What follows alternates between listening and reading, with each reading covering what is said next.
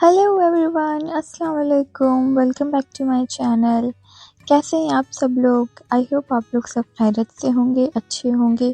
तो दोपहर का वक्त है और धूप अच्छी निकल गई है और हम जा रहे हैं अपने जीपी अपॉइंटमेंट के लिए। तो आज मेरा जीपी अपॉइंटमेंट है, मेरा एक टेस्ट है, उसके लिए मैं जा रही हूँ। तो आज मैंने अपना रूट थोड़ा सा चेंज किया है। मेन रोड की जगह मैंने बैक साइड का रूट लिया है ताकि मैं जल्दी पहुँच जाऊँ। और ये जो जगह है वो यहाँ पे मैं हमेशा आशिर को गर्मियों में लेके आया करती थी। यहाँ पे एक फाउंटेन है जो जिसमें बच्चे खूब खेला करते थे पानी में। अभी इस वक्त बंद कर दिया गया है। और यहाँ जितने भी अपार्टमेंट बने हैं, यहाँ के सारे बच्चे यहाँ पे खेला करते थे और साथ में मैं भी आशिर को लेके आ जाया करती थी। वैसे यहाँ गर्मियाँ सिर्फ 2 ही महीने होती हैं, पर उन्हीं वक्त में आशिर खूब एंजॉय करते थे, पानी में खेलते थे फाउंटेन के बीच में खड़े होके। यहाँ पे हर साइड काफ़ी बड़े-बड़े अपार्टमेंट बने हैं और ये वाला मुझे हैरी पॉटर की वाइब देता है, पता नहीं क्यों। जब भी मैं इसे देखती हूँ तो मुझे ऐसे ही फ़ील होता है। आजकल मैं थोड़ा कम व्लॉग और वीडियोस कम शूट कर रही हूँ क्योंकि मुझे उतना वक्त नहीं मिल पा रहा है वीडियो शूट करने का। तो जब हम घर से निकले थे वेदर चेक करके, क्योंकि यहाँ पे हमेशा जब भी निकलते हैं तो वेदर फोरकास्ट चेक करके ही निकलते हैं, क्योंकि यहाँ पे कभी भी बारिश होने लगती है। तो उस वक्त उसमें दिखा रहा था कि यहाँ पे 2 बजे के करीब धूप निकलेगी, लेकिन जब निकली मैं घर से उसके थोड़ी देर बाद अच्छी सी धूप निकल गई। और ये वो पार्क है जहाँ हम हमेशा आशिर को लेके आया करते हैं उनको वॉक कराने के लिए। हमने सोचा था कि बैक साइड लेके हम जल्दी पहुंच जाएंगे, लेकिन ये शॉर्टकट की जगह लॉन्ग कट हो गया था। खैर, इस तरह के इलेक्ट्रिक स्कूटर आपको यहाँ बहुत देखने के लिए मिलेंगे। इसका यूज़ करके लोकल में ट्रैवल किया जा सकता है। इसमें आपको पेमेंट करना होगा और आप एक जगह से दूसरे जगह आसानी से ट्रैवल कर सकते हैं। और अब हम पहुंच गए हैं अपने जीपी सेंटर। ये है भरानी मेडिकल सेंटर। तो हर एरिया का अपना एक जीपी होता है, तो मेरा जीपी ये है। सबसे पहले हमने रिसेप्शन पे इन्फॉर्म किया, उसके बाद इस सिस्टम के ऊपर अपनी अराइवल की एंट्री डाली। तो इसके बाद मुझे डॉक्टर बुलाएंगे और फिर मुझे अंदर जाना होगा। तब तक हम लोग वेटिंग एरिया में बैठ के इंतज़ार कर रहे हैं और बहुत ही पेशेंटली आशिर भी बैठ के इंतज़ार कर रहे हैं अपना चिप्स खाते हुए।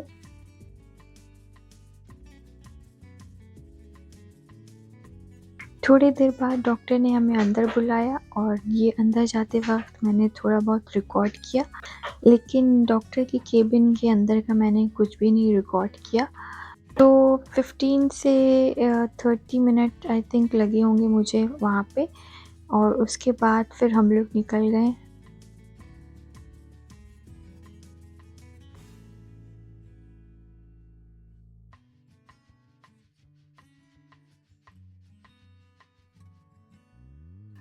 और वैसे भी आशिर को बाहर जाने की बहुत जल्दी थी, तो वो जल्दी जल्दी आगे आगे भागने लगे और मैं उन्हें उनकी पुश चेयर में बैठा रही थी, लेकिन उन्हें वॉक करनी थी मेरे साथ। तो थोड़ा देर वो मेरे साथ चले, उसके बाद फिर मैंने उनको इनकी पुश चेयर में डाल दिया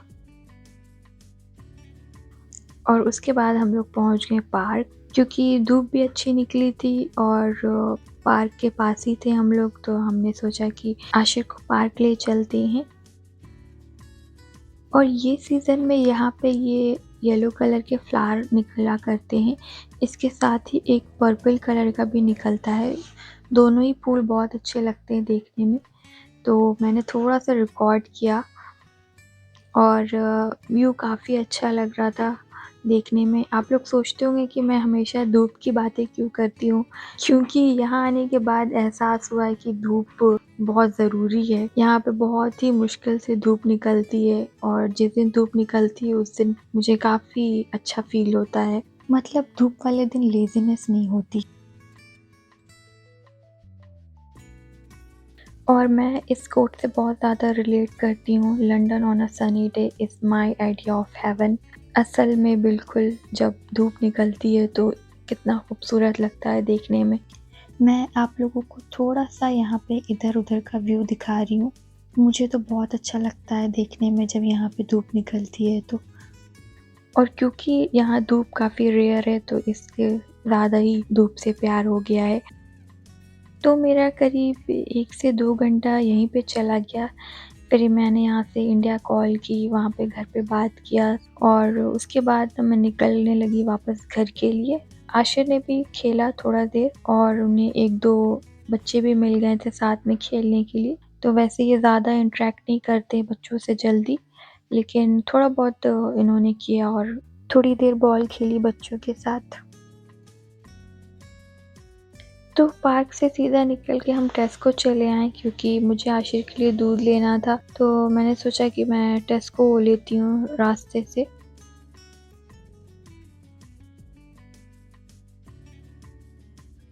और यहाँ टेस्को में रमज़ान की थोड़ी बहुत डेकोरेशन हुई है। ऐसे बाकी फेस्टिवल में भी होता है जैसे क्रिसमस, दिवाली।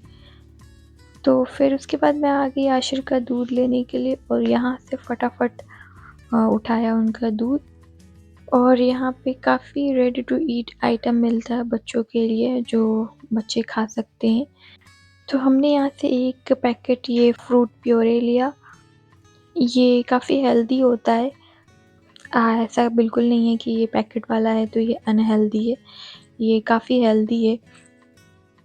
उसके बाद उठाया मैंने दूध, तो मैं कैंडामेल ब्रांड का दूध लेती हूँ। तो फटाफट बिलिंग करा के निकल गए घर के लिए।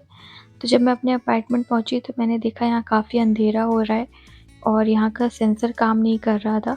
क्योंकि यहाँ कभी लाइट नहीं जाती है तो मैं देख के थोड़ा-सा मुझे लगा कि पता नहीं ये क्या हो गया है। फिर मैं जल्दी से अपने फ्लोर पे गई और जाने के बाद अपने अपार्टमेंट में सबसे पहले मैंने लाइट चेक की कि लाइट आ रही है कि नहीं, पर अल्हम्दुलिल्लाह हमारे घर में लाइट आ रही थी।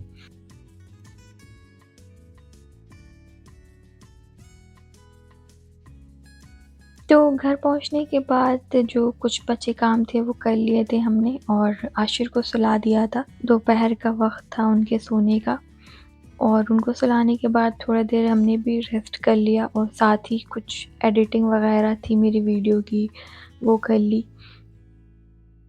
और उसके बाद फिर शाम में मैंने डिनर की तैयारी करना शुरू कर दिया। तो आज मैं आप लोगों के लिए एक विंटर स्पेशल शलजम गोश्त की रेसिपी लेके आई हूँ। वैसे तो मुझे शलजम खाना कुछ ख़ासा पसंद नहीं है, लेकिन क्योंकि घर पे मम्मी से बात हुई तो पता चला कि उन्होंने शलजम गोश्त बनाया है, तो मैंने सोचा कि मैं भी आप लोगों के लिए ये वाली रेसिपी देती हूँ क्योंकि अभी विंटर का टाइम है और सोया और मेथी मार्केट में है। तो सोया डाल के मम्मी बहुत अच्छा ही ये वाला शलजम गोश्त बनाती हैं और पालक डाल के भी, जो बहुत ही टेस्टी लगता है खाने में। तो ये मेरा पहला शलजम गोश्त था इस जाड़े के सीज़न का, तो इसीलिए मैंने बना लिया और साथ ही सोचा कि मैं इसकी रेसिपी भी शूट कर लेती हूँ आप लोगों के लिए। तो ये जो गोश्त आपने देखा वो इस तरह से मैं सुपरमार्केट से लेके आती हूँ, ये ऐसे ही पैक रहता है। तो इस तरह से पैक रहता है और आपको जो भी पसंद आए, जो भी हिस्सा पसंद आए या जो भी पैकेट पसंद आए वो आप अपनी पसंद से ले सकते हैं।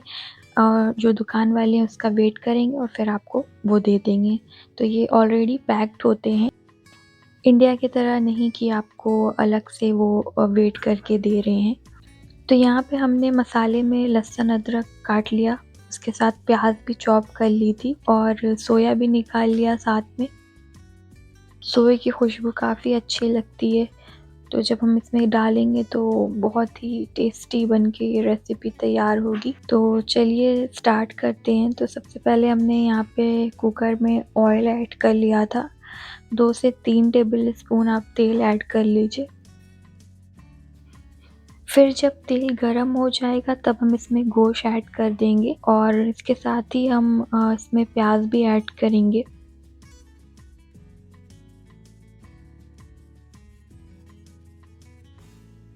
तेल गरम हो गया है तो हम इसमें गोश्त डाल दे रहे हैं और साथ में ही हमने एक मीडियम साइज़ की प्याज को चॉप कर लिया था, वो भी इसमें साथ में ऐड कर देंगे और इसके साथ ही हम सारे मसाले भी इसमें डाल देंगे अभी इसी टाइम। बहुत ही इजी रेसिपी है, बेसिक सिंपल मसालों से बनी हुई।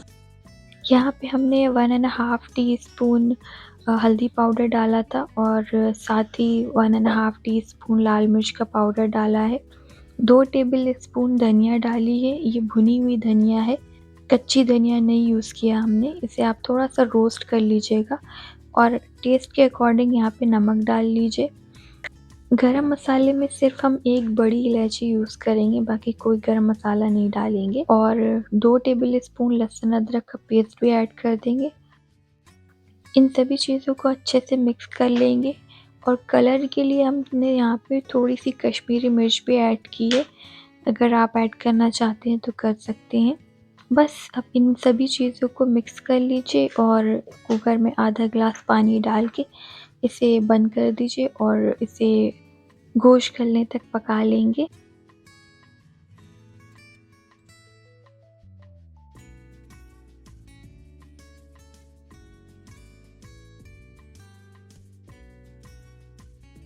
तो हमने 2 सीटी फुल फ्लेम पे लगाई थी, उसके बाद फ्लेम को लो कर दिया था और इसे धीमी आंच पे पकने दिया था ताकि हमारा गोश्त जल्दी सॉफ्ट हो जाए। और साथ ही हम यहाँ पे शलजम को भी काट लेते हैं। मैं सिर्फ़ एक ही शलजम लेके आई थी, ये काफ़ी बड़ा है साइज़ में, मीडियम साइज़ से थोड़ा-सा बड़ा है। असल में मैंने ये पूरा शलजम भी नहीं यूज़ किया, मैंने आधे से ज़्यादा यूज़ किया था और जो थोड़ा बचा था वो रख दिया क्योंकि हमें लग रहा था कि बहुत ज़्यादा हो जाएगा, इसलिए हमने छोड़ दिया क्योंकि मैं सिर्फ़ 2 लोगों की कुकिंग करती हूँ। तो 2 लोगों के हिसाब से जो भी रेसिपी मैं शूट करती हूँ वो अगर ज़्यादा बनती है तो जो भी लेफ़्ट ओवर होता है वो हम रख देते हैं नेक्स्ट डे के लिए।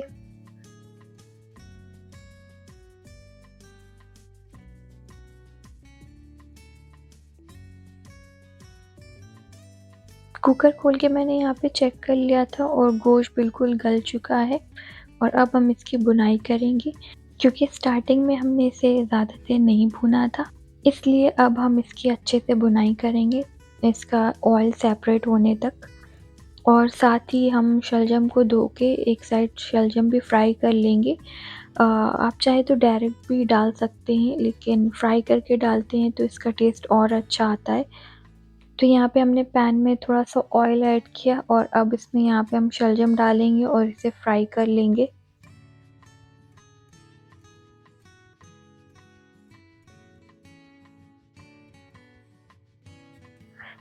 ये देखिए हमारा शलजम भी फ्राई हो चुका है और अब हम इसे गोश्त में ऐड कर देंगे और गोश्त में डालने के बाद हम इसे अब गोश्त के साथ भी भूनेंगे थोड़ा देर। ऐसा करने से जो भी इसकी स्मेल होती है शलजम की, वो निकल जाती है। तो हम अब इसे गोश्त के साथ भून लेते हैं।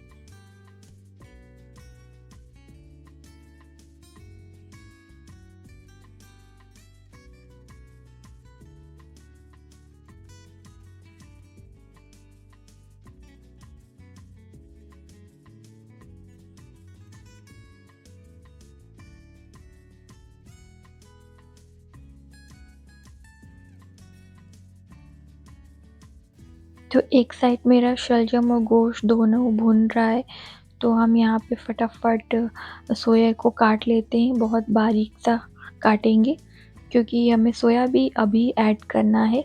जब हम शलजम को गोश्त में डाल के सीटी लगाएंगे उसी वक्त हमें इसे डालना है। तो ये देखिए ये भुन गया है और ये कितना अच्छा अभी लग रहा है देखने में।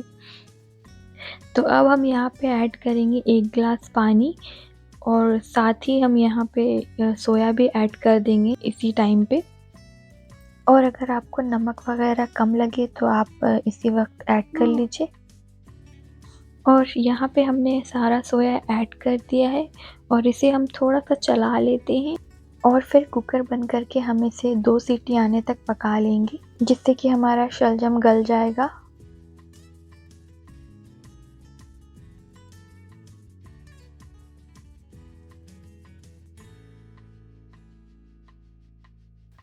और हमने साथ ही में ज़ीरा भी रोस्ट कर लिया था दूसरे साइड और इसे अच्छे से कूट लेते हैं, क्योंकि अगर भुना हुआ ज़ीरा आप डालेंगे इसके ऊपर और उसके बाद आप खाएँगे तो ये खाने में और भी टेस्टी लगेगा। 2 सीटी के बाद हमने कुकर खोल के चेक किया और ये हमारा शलजम गोश्त बन के बिल्कुल तैयार है। ये देखिए कितना अच्छा लग रहा है देखने में और ये खाने में भी बहुत ही टेस्टी था। सोया डाल के बिल्कुल मस्ट ट्राई कीजिएगा एक बार आप बना के। और इसकी कंसिस्टेंसी मैंने ऐसी रखी है थोड़ी थिक, क्योंकि हमारे घर में जो शलजम गोश्त बनता है वो इतना ही गाढ़ा बनता है। बहुत लोग इसके सालन को पतला करके खाते हैं, वो उतना टेस्टी नहीं लगता है खाने में। पर इस तरह से आप रोटी से या चावल से कैसे भी खाइए, बहुत अच्छा लगेगा। तो हमने ऊपर से डाला भुना हुआ ज़ीरा और उसके बाद सलाद और रोटी के साथ सर्व किया गरमा-गरम। तो बस ये थी मेरी आज की रेसिपी। होप आप लोगों को आज वाला मेरा व्लॉग अच्छा लगा होगा, पसंद आया होगा। अगर आपको मेरी वीडियो पसंद आई है तो इसे लाइक कीजिए, शेयर कीजिए और मेरे चैनल को सब्सक्राइब कीजिए। हम आपसे मिलेंगे अगले वीडियो में नई रेसिपी, नए व्लॉग के साथ। तब तक के लिए अल्लाह हाफ़िज़।